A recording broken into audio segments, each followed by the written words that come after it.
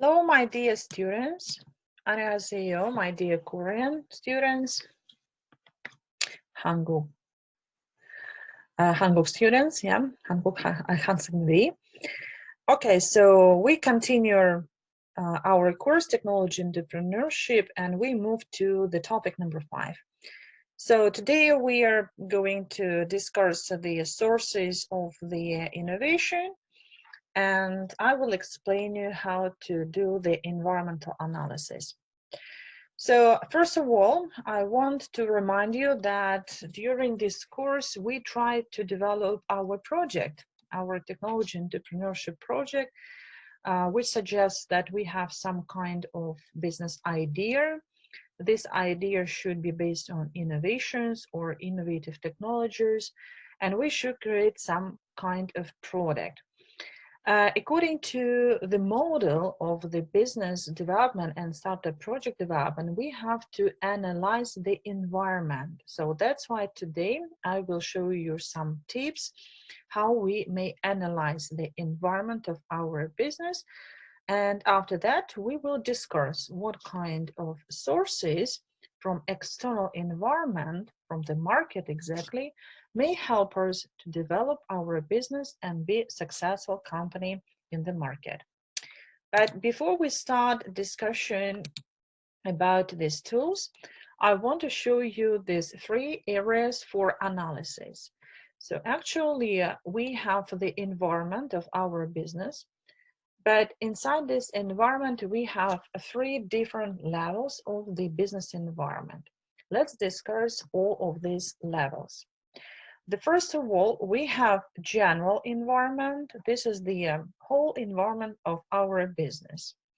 Usually, general environment consists of all external factors from the market, from the policies, from the government, and so on.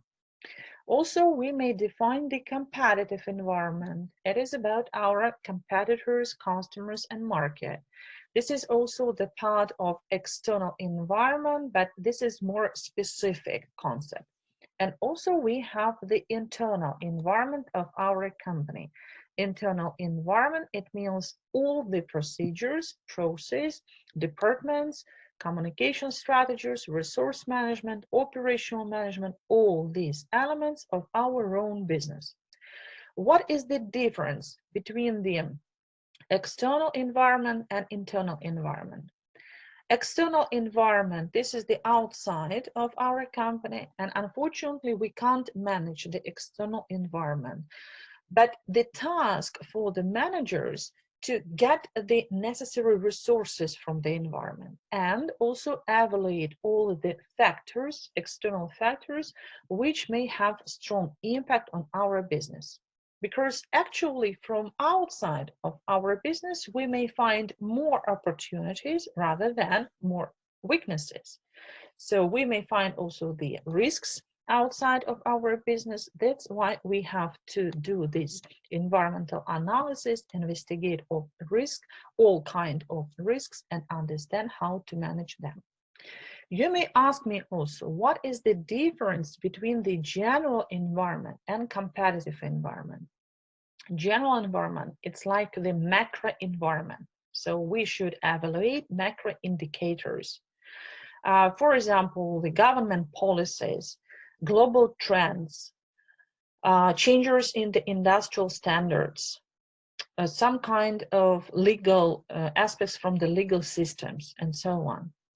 And the competitive environment refers to the markets. This is the micro level of the environment. And in this scope of environment, we usually interested in the competitive factors, behavioral aspects of the customization, competitors themselves in the market, and so on. Yeah? In all of these levels of the environment, we have so many factors which may affect our business. This picture on this slide shows us the different types of the factors which may have strong influence on our business. All these factors we should investigate. And a little bit later, I will show you tool how to do the analysis of the microenvironment and macroenvironment. So here in the central part, we may find the competitive environment itself. What kind of things we should evaluate in this competitive environment, in the micro environment of our business? We should find all the threats of the new entrants. It means the new competitors which may enter the market and defeat our product. We should analyze the bargaining power of the suppliers. It means that in a microenvironment also we should evaluate all the opportunities and strengths of our partners, suppliers, partners, distributors, and so on. Also, we have to understand the bargaining power of our buyers. Who are our buyers? What kind of market do we discuss, B2B market or B2C market? What kind of communication strategies we may arrange with our buyers? Who are our buyers exactly? Is it final buyers or they just the distributors of our products and so on? And of course, we have to understand the threat of substitute products and understand the competitive rivalry. The threat of substitute products. Of course, you've heard about the substitution or substitute products. It's not the same like the competition. This is the second level of the competition, but this kind of products, they also may destroy our effective strategy because the competitive products, they compete with our business. And the substitute products, they may arrange the new choice for our customers. And it means that the customers have more choices in the market to buy our product or not to buy our product. This is the meaning and the threat from the side of the substitute products. So when we are going to do the environmental analysis, it's better to understand also the threats from the substitute products. What else? If you look through this round, you will find that also we have the demographic factors which may have strong impact on our business, and they also help us to understand the behavioral skills of our customers. Yeah, so what's happened with our customers, who are these individuals or companies which try to communicate with us and which are interested in our products. That's why we have to analyze the demographic situation in different countries. Political legal risks, they also may have strong impact on the entrance, may suggest some kind of threats, or they may help us. So that's why when we try to enter the market, we should investigate what kind of legal programs do we have in this market. Do these programs may support our business, or we may find some kind of obstacles or entry barriers through this legal system. In global area, we also may find the impact of the globalization on our products and global environment. We can meet a lot of competitive products, a lot of different strategies and approaches, how to manage the business, how to develop the new products, how to develop and share the technologies and other things. So many things happen in the global environment. That's why we have to look around also. Social cultural aspects, they have strong impact on the cultural diversity. So if we want to start our international strategy in high-tech markets, of course, it's very important to understand all the social area of our business. And the macroeconomic factors, which we already discussed, they have strong impact on our development. Also from the macro environment, we may find another opportunity of the technology implementation and technology development. Okay, so what else? The general purpose of the environmental analysis based on the life cycle of our product or life cycle of our industry and business. Actually, we may find and analyze 3 different types of the life cycles. The first type, each industry, each economy has the life cycle. The second, each company has the life cycle. And the third level, each product has its own life cycle. And for managers, it's very important to analyze all the life cycles in the market and compare the life cycle, the stage of the life cycle of their product with the life cycle of economy. What does it mean? Right now, I want to explain you what kind of stages do we have in the life cycles. The same stages we have in the country life cycle, and the product life cycle, and the industrial life cycle. So this picture shows us the example of the life cycle, industrial life cycle. Here you can find the actually or the 5 stages of the life cycle. Please remember them. Always we discuss the 5 stages of the life cycle. So on the left we have the demand, and on the right we have the time. And this curve shows how the demand changes during the period of the product implementation or new standard implementation. Yeah? So let's imagine that we develop a new industry, or we submit the new standard in the industry. So here, the first step from the 0, we have the slow level of this industry development, because this is the stage number 1, birth stage. So we just implement something or create something. The same happened with the product, the same happened with the economy level. So we launch something, we start the startup project.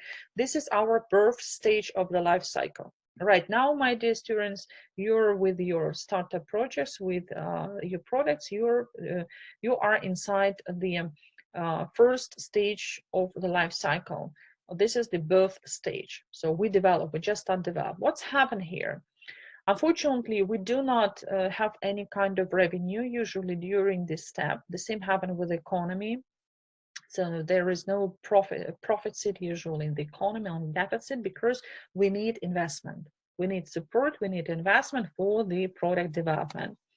After that, we move, if we successfully implement, develop, create, implement, and launch our product, we move to the next stage, stage number 2, growth.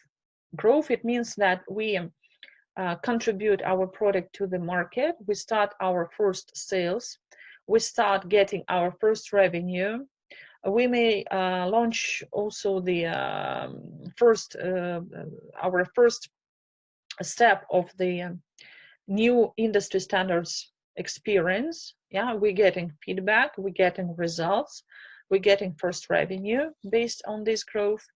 After that, we move to the shake out. So during this 3rd step, we have chance to modify our product, or modify industry standard, or modify the economic strategy. We have chance to do that if we meet some kind of problems, or we get negative feedback from our customers and society. So we have chance to modify something in our strategy. The 4th stage, the most attractive stage for all kind of products and for all kind of economies. This is the maturity or mature stage. During this maturity stage, we are on the top of our success. So if we are push the product to the market, it means that during the maturity stage, we have the most attractive strategy, we get excellent revenue, we already got a lot of customers. So our task to be in this stage as long as we can. So this is the major task for the managers. But unfortunately, all the products, one day, they move to the decline stage, stage number 5. And you see that the sales or the economy level or the demand can decline. So decline stage, it means that the revenue declines, the level of the revenue, the attractiveness or the quality declines, the attractiveness of the product declines, the sales declines, the revenue declines, everything declines. My question for you, my dear students, why it's happened? What are the reasons for the declining stage? And I will give you some examples. The most common reasons are obstacles from the external environment, risks which may have strong impact on your strategy, changes, unstable economy, and so on. The another risk may be inside the internal environment. For example, your company provides not effective strategy, or we provided effective strategy, but right now it's no more longer effective. So we have to arrange some kind of changes. And you may ask me what should we do? Because if we will not do anything, so our business will finish, our product will finish. So we have to arrange some changes. We have to modify our business, or we have to do something with our strategy. In this case, according to the technology entrepreneurship, what can we do? The first recommendation, we may change the technology. So for example, previously we used one type of technology. Now we spend money, time, and develop and implement a new type of the technology. We can modify our business product line, do something new. So we may use the new technology. The next recommendation, we may create innovations. So we may create new process, new products, new solutions, implement them into the business. This is also may help us to be more competitive in the market. The next suggestion, next recommendation, change the marketing strategy.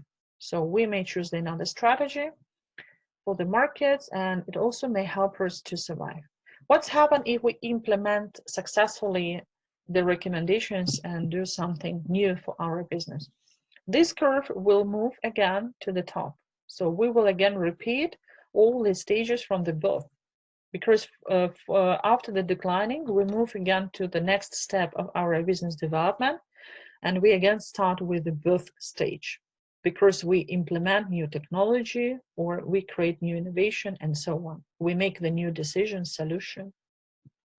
Most of the companies, they understand this life cycle balance, and they try to move through this cave like this one, repeat the sum of the stages, change their products, change technologies, improve their technologies. This is the major meaning of the life cycle. This is very important for the technology entrepreneurship, because if you understand this model, you can easily create the competitive and sustainable strategy.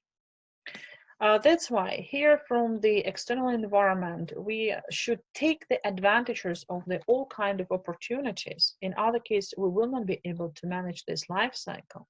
So it makes sense from the external environment, we get the opportunities, and we have to understand how can we use those opportunities. For example, getting new standards, new technologies, new ideas for our innovation. And also we should reduce the impact of threats, because they can harm the organization's future. But for our technology entrepreneurship, we should develop our business always. That's why another purpose of the environmental analysis, to get the information, the data about the threats of our business, stop them, prevent them, or reduce the impact of those threats. Next, so how can we get the information for the external environmental analysis? What we have to do? There are three approaches to information gathering. So where and how we may get the information. First of all, I want to explain you that usually we have the open access to some kind of websites and the consulting agencies websites. These consulting agencies, statistic organizations, government resources, they may help us to get the open access, free access to the statistical data. Usually this statistical data help us to monitor our environment. But through this monitoring, we should do these three things. So first of all, we should scan all the data, all the information, because through this scanning, we may find the information about the early signals of the problems, or we should understand what kind of changes we should arrange. After that, we should move through the monitoring. If we already found some kind of signals from the external environment or internal environment, we have to arrange the monitoring. And competitive intelligence, so we have to create some kind of solutions. We have to arrange the competitive strategies to support our sustainable activity in the market. What else? Here are the 4 basic types of the competition, because when we discuss the external environment, we should understand the level of the competitiveness, our own level of the competitiveness, and we should evaluate the level of the competition. But please do not think that if we check the competition in external environment, that it's enough. It's not enough. We have to compare our efforts, our internal resources, with the competition outside. This is also makes sense for the benchmarking.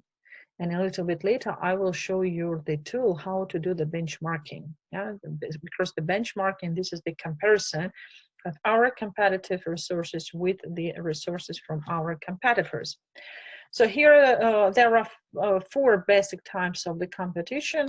You can meet the brand competitors in the market, and it's very important for the technology entrepreneurship, because some of them global technology-based companies, they try to arrange the branding story also. Yeah, so technology, it means also the brand. We show the quality of the product.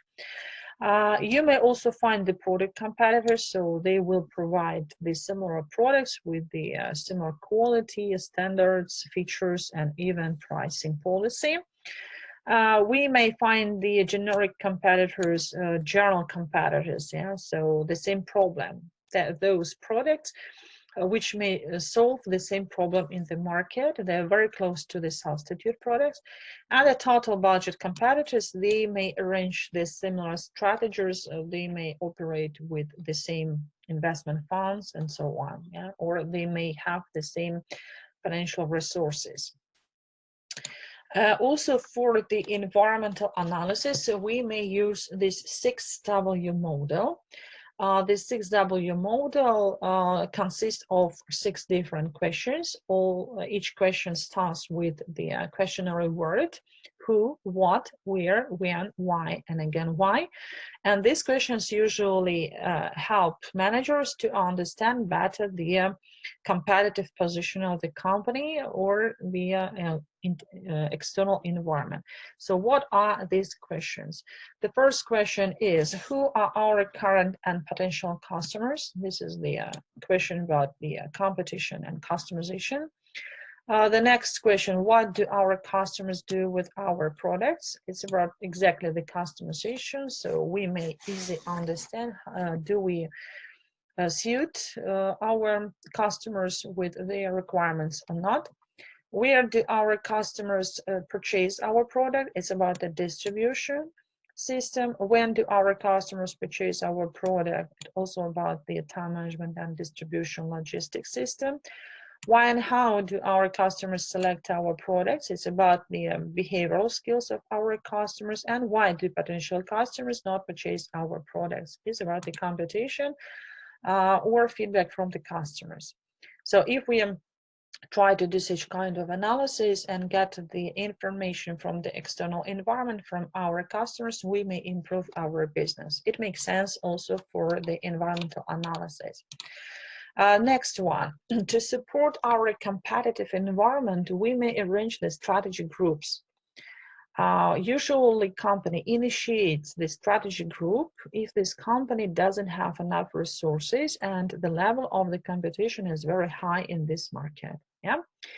So usually the strategy groups are organized inside one industry. That's why we discuss this type of the strategy inside the technology entrepreneurship. Most of the high-tech companies, they try to arrange the strategy groups.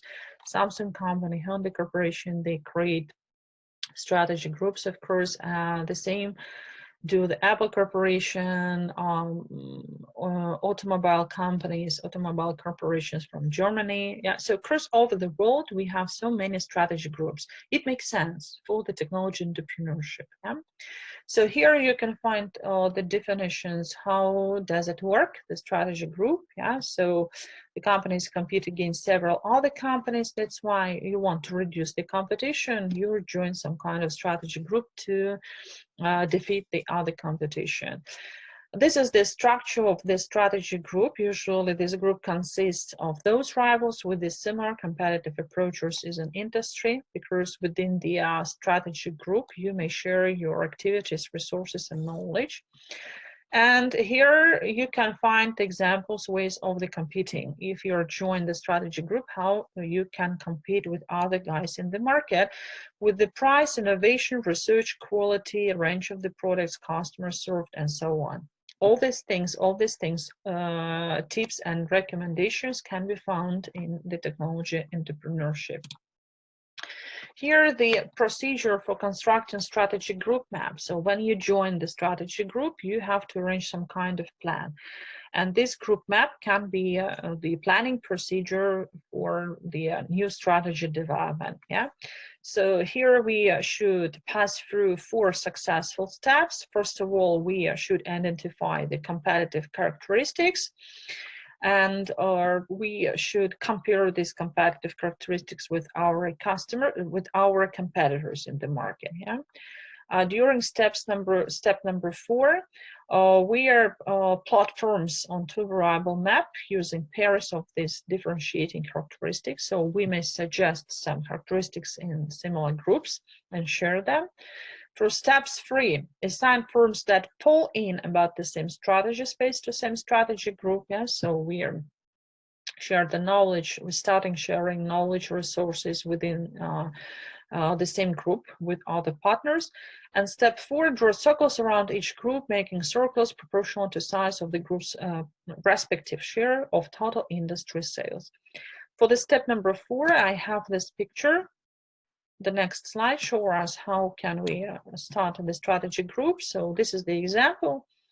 Here we have 4 different segments of the same market: technology market or high-tech market. Yeah, different types of the products on the left, and on the bottom we have overall cost for players on video games. Yeah, so this is the video game segment, and here the different products and different attributes of this market on the left.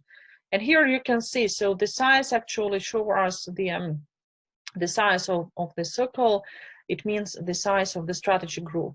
The biggest size of the strategy group here: Sony, Sega, Nintendo, several others. Yeah, and you see that they take the central part of this matrix. So it means that they have average overall costs to players and the average statement of the types of the video games. They try to use the all types of the video games. Yeah.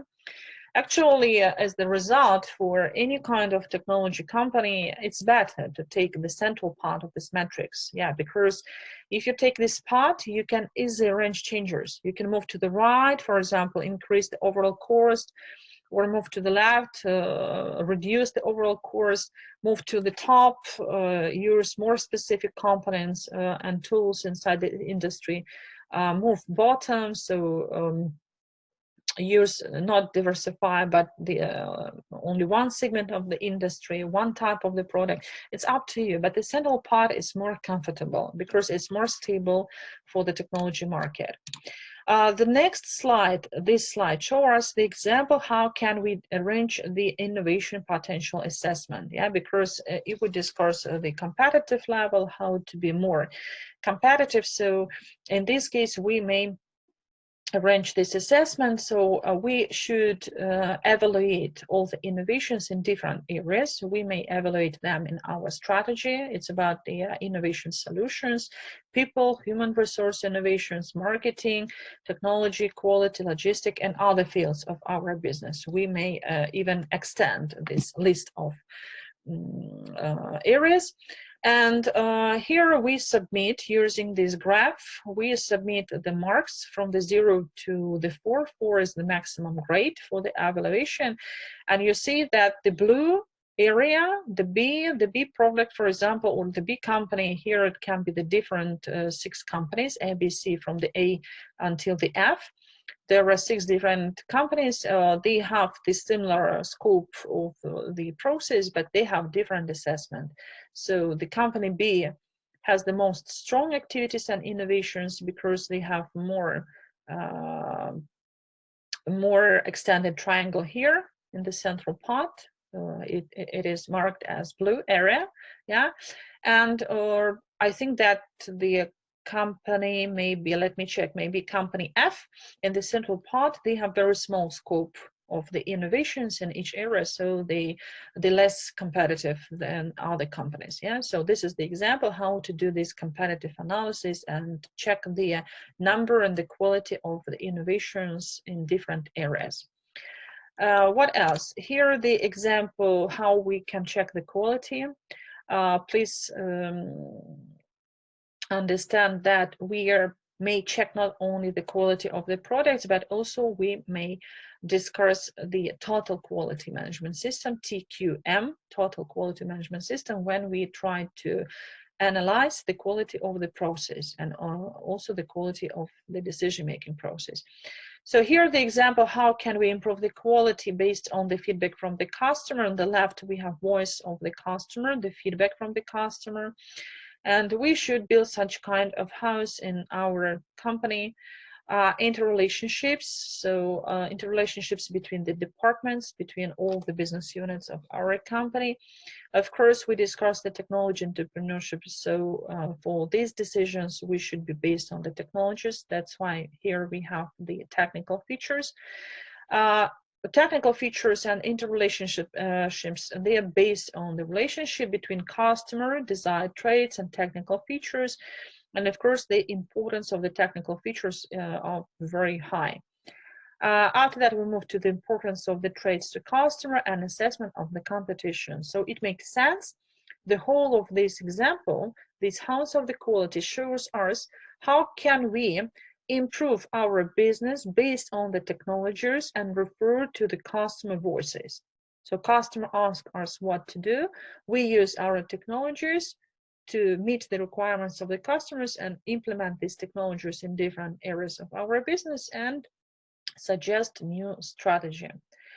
And the last one, what I want to explain here, you can see the 7 sources of innovative opportunities.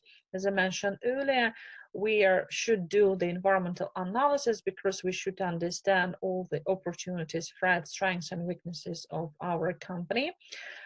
We do that because we have to understand what kind of technologies may help us to improve our business, to create our more competitive strategy. And I show you some tools how we can evaluate our competitiveness through the innovation assessment or the quality house assessment. Here also you can find another 7 sources which can help us to be more innovative, because always we need to support our strategy with innovative decisions. So here are the unexpected sources, success, failure, or some kind of event, external event. We should analyze all these features and make some kind of considerations. Also the reality, innovation based on process need, changes in industry structure, demographics, changes in perception, mood and meaning, new knowledge, and other things. They may have strong impact on our solutions. How, where, and what actually we are going to develop according to our innovative strategy, because we want to be more competitive. And the last thing for this lecture, these are 2 famous tools, how to do the environmental analysis and how to evaluate our own competitiveness. So the first example of SWOT analysis. This tool, SWOT analysis, is very famous. I'm sure that you've already heard about this tool, but I want to remind you that for our technology entrepreneurship, it is very important to use this tool because we can easily understand what kind of strengths and weaknesses can be found in the external environment. And when we find all the factors from the internal and external environment, we can create effective strategy. I found some short video about this tool from the YouTube channel. So a little bit later, I will show you this video. And also the example of benchmarking. Benchmarking, this is also the famous tool which presents us the concept how to evaluate our own competitive level, our competitiveness. Also, I found the video, and through this video, you will see how we can do the competitive analysis, how can we analyze our competitive issues from the business and compare these issues with the issues from the competitive company. Yeah.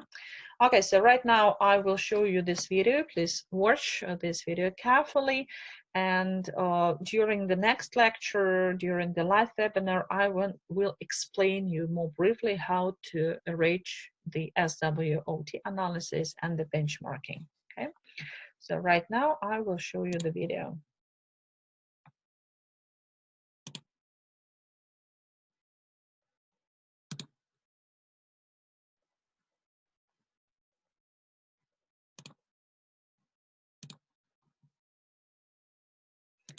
Let's start with the SW analysis.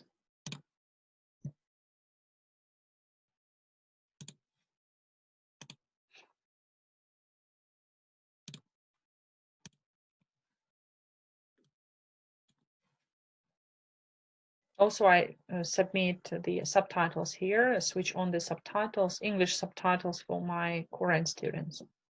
Hi, and welcome back. We know strategy analysis has two main branches: analysis of a firm's external environment and analysis of a firm's internal environment. In our previous lessons, we learned how to analyze the internal and external environment of a firm. SWOT is a famous framework that allows us to combine the two types of analysis. SWOT is sometimes referred to as an internal-external analysis. The acronym SWOT stands for strengths, weaknesses, opportunities, and threats. The first two, strengths and weaknesses, are related to a firm's internal environment, while the last two, opportunities and threats, consider its external environment. We can use a SWOT analysis when analyzing industries, companies, products, new initiatives, policies, or even people. It is a simple and useful framework that allows us to group and visualize strengths and weaknesses, and to identify potential threats and opportunities that exist in the external environment. In addition, the SWOT framework could be useful when you want to understand the areas in which your firm performs well, and the ones that need improvement. The four elements of SWOT analysis are usually placed in a table which looks something like this. Internal strengths and external opportunities are vertically paired as helpful elements, while internal weaknesses and external threats are paired as harmful elements. Right, so if we perform a company analysis under strengths, we would expect to see its core competences, the areas where the business excels and has a competitive advantage over competitors. An example of a firm's strength could be its strong brand recognition. Weaknesses are areas that need improvement. Such vulnerabilities place a company at a disadvantage when competing against other firms. Usually, the disadvantage results from other companies having a competitive advantage. An example of a weakness is higher cost structure. Opportunities can be seen as favorable factors existing in a company's external environment, in the industry where it operates, and have the potential to improve its current results and competitive positioning. Taking advantage of opportunities depends on how skilled a company's top management team is. To take advantage of an opportunity, the management must be able to recognize opportunities when they arise, and then act accordingly when the time is right.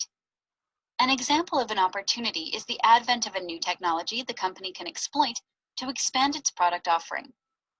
The last of the four elements of SWOT analysis is threats. Threats arise in a company's external environment and might harm its current business. But if you can identify a threat, you can lessen its impact by taking precautions. An example of a threat is the entry of a strong competitor with access to advanced technology. Okay, so and now we will move to the next video about the benchmarking, how to do the benchmarking.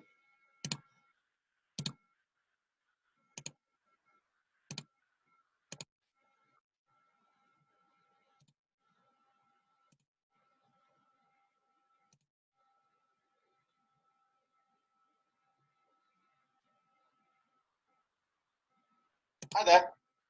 Let's take a look at a concept in business called benchmarking. Benchmarking helps us answer questions about how we're doing. How are we performing against our competitors? Are there businesses in our industry that seem to do better than we do? And why? And what can we learn from those? That's what benchmarking is all about. It's understanding the position the performance of a business in relation to best practice. And then not just understanding that, but then trying to do something about it, to identify how we can improve performance, to hopefully catch up with the best in practice, or if we are the best, stay ahead of the game. There are 4 basic steps in benchmarking. You don't need to understand too much detail about this, but just to explain them in very quick detail. Firstly, understanding, the starting point is understanding your existing business processes and performance. It's very hard to benchmark unless you have data on your own organization and business. Next is understanding and analyzing the processes, the performance of others, particularly those businesses you want to benchmark against. And then the third step is doing that, comparing on selective measures, key measures, your business, our business, with others, the benchmarking process. But it shouldn't end there. What you should then do is identify the actions, the steps that you need if there are some gaps between the performance of your competitors and your performance. And in business, there are different types of benchmarking. Again, you don't need to know all this detail, but just to highlight 1 or 2 of these to explain how benchmarking is used in business. Firstly, you might take a very strategic view. At the top of the table there, strategic benchmarking. What this really means is you're looking at the high performers in an industry, perhaps the market leader, perhaps the business that's growing fastest, perhaps the business that has the best market reputation, and it could also be the market leader. And what is it about their strategy? What is it about the way that they do business that means that there is a performance gap that other competitors in the market need to close? But also you might look at maybe a more functional level or detailed level. For example, you might use functional benchmarking. And what that basically does is look at ways other businesses in other business sectors do business. There may be something about their, for example, their approach to quality assurance that you could replicate in your own business, particularly if they are best practice in their own industry. So benchmarking has lots of different uses in business. Here's a very simple example just to illustrate the process.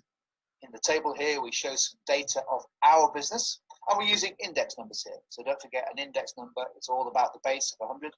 And our business, if we measured our business in terms of an index of 100, how does it compare on 3 key metrics against 2 of the competitors, competitor A and competitor B? Well, you can see that if we just look at competitor A, they have a higher labour productivity than we do, 130 index compared with 100, so 30% more productive in terms of labour productivity. They have a higher quality rating than we do, 100 for us, therefore 120 suggests a 20% advantage in terms of quality rating. And in terms of unit costs, if our index is 100 and their index is 80, that means that they are 20% more efficient. They have 20% lower unit costs. And that would suggest that competitor A, based on this very simple benchmarking exercise, appears to have a significant advantage against us, our business. Whereas competitor B has some indexes there which are significantly worse. What benchmarking would do is say, well, look at competitor A. What is it about their productivity? Why is it 30% higher? What can we do in our business to improve productivity to get close to their performance? What is it about their quality rating? Why are their products higher rated quality?